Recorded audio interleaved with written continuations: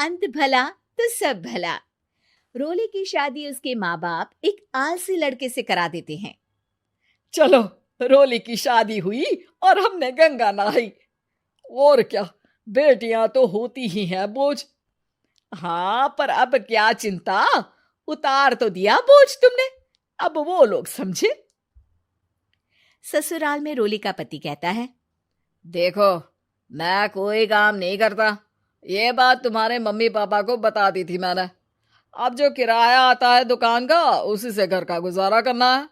कभी भूल से भी कोशिश ना करना किसी चीज की डिमांड की। क्या मम्मी पापा को पता था कि आप कोई काम नहीं करते? और क्या, बड़ा अच्छे से पता था। उन लोगों को तो तुम बोझ लगती थी, बोल रहे थे कि बस शादी कर लो और कोई मतलब नहीं है। रोली को यह सुनकर बहुत गुस्सा आता है, लेकिन करती भी तो क्या, क्योंकि वो जानती थी कि उसके माता पिता ऐसे ही हैं। जैसे तैसे रोली दिन काट रही थी। रोली को एक प्यारी सी बेटी होती है। धीरे धीरे वो बड़ी होती है और उसके साथ उसकी जरूरतें भी बढ़ती जाती हैं। सुनिए जी, अब तो सिमी बड़ी हो रही है, उसका स्कूल में दाखिला कराना है। मैंने अब तक तो जैसे तैसे समय काट लिया, लेकिन मैं बच्ची की परवरिश में कोई कमी नहीं रखूंगी। अरे क्या है यार, अब तो लगता है कोई ना कोई काम ढूंढना ही पड़ेगा। अब पति रोज काम की तलाश में जाता और बिना किसी काम के वापस आ जाता। रोली समझ जाती है कि पति के अंदर अब काम करने की क्षमता नहीं है। वो बेटी को उच्च शिक्षा देने के लिए कुछ करना चाहती थी, लेकिन करती तो क्या करती।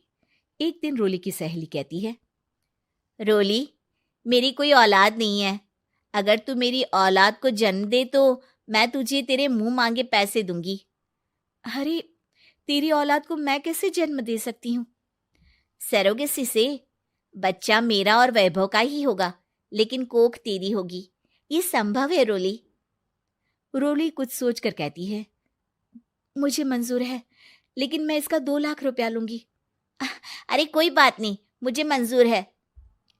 रोली खुश हो जाती है कि एक बच्चा पैदा करने का उसे 2 लाख रुपया मिलेगा।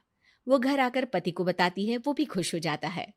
अब क्या था, डॉक्टर के पास जाकर सहेली का बच्चा रोली की कोख में पलने लगता है। मुझे 20,000 चाहिए मेरे बेटी के एडमिशन के लिए। हाँ हाँ ठीक है, मैं उसके एडमिशन से लेकर सारे खर्चे उसके अकाउंट में डाल रही हूँ। रोली की बेटी का एडमिशन हो जाता है। रोली को लगता है कि वो अब सब कुछ ठीक कर देगी। दिन और महीने आगे बढ़ते हैं। अब एक दिन, एक बात कहूं जी, काश इस बच्चे को मैं रख पाती। मैं अब इससे काफी जुड़ गई हूँ। अरे यार, पता नहीं किसका बच्चा है, अपने पास है ना अपनी मुन्नी। हाँ, लेकिन अब मैं भी इस बच्चे से जुड़ाव फील करने लगी हूँ। लेकिन मैं ये जानती हूँ कि ये मेरा बच्चा नहीं है। दोनों की जिंदगी ठीक चल रही थी, लेकिन कहते ना कि सुख का पल ज्यादा लंबा नहीं होता। एक दिन रोली की सहेली का फोन आता है। रोली, मुझे अब ये बच्चा नहीं चाहिए, मैं अपने पति को छोड़ रही हूँ।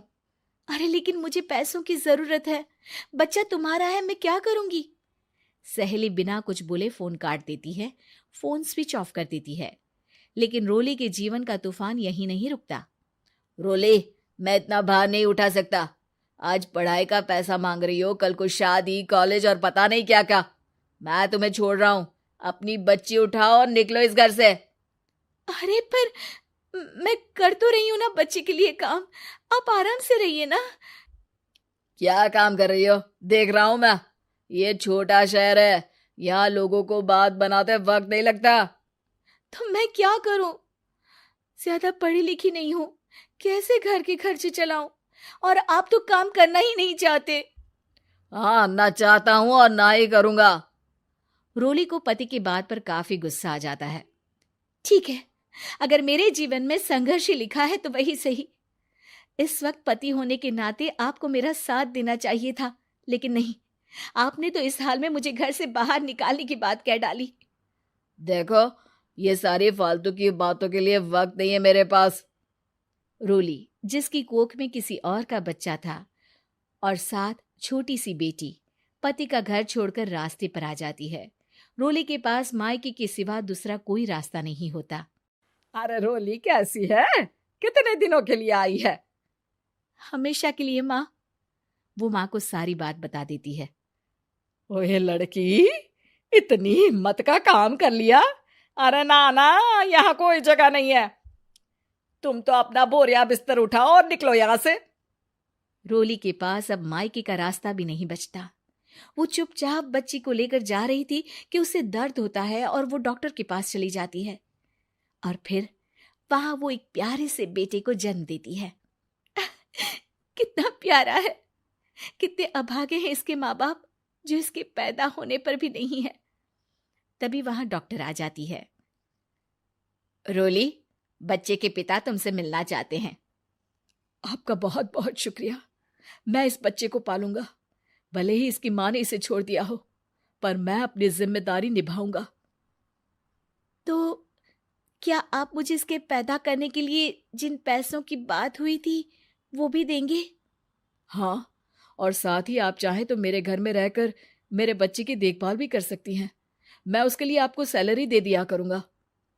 रोली को लगता है कि जैसे भगवान ने उसके लिए सुकून का रास्ता खोल दिया। वो अब मुकेश के साथ उसके घर चली जाती है, जहां रहकर वो उस बच्चे की देखरेख करती है। अब मुकेश के घर को रोली अच्छे से संभाल लेती है। उसके लिए खाना बनाने से लेकर बच्चों की देखभाल और घर की देखरेख। धीरे धीरे मुकेश को रोली से प्यार हो जाता है। रोली, तुम्हारी बेटी और मेरा बेटा बिल्कुल भाई बहन की तरह साथ रहते हैं। हाँ, आखिर है तो एक ही कोख के बच्चे, अटैचमेंट तो होगा ही ना। रोली, तुमने घर और मुझे दोनों को संभाल लिया। ये तो मेरा काम है। आपने भी तो मुझे छत दी जिससे मैं अपनी बेटी की पढ़ाई और भविष्य के लिए पैसे जोड़ सकूं। अब रोली, क्या तुम मुझसे शादी करोगी? अब मैं जानता हूं तुम्हारी भी शादी कुछ खास अच्छी नहीं रही। रोली को मुकेश की बात ठीक लगती है। वो उसे हाँ बोलने की सोच ही रही होती है कि उसके पहले पति का फोन आ जाता है। रोली, मैं बहुत परेशान हूं। मेरा एक्सीडेंट हो गया है।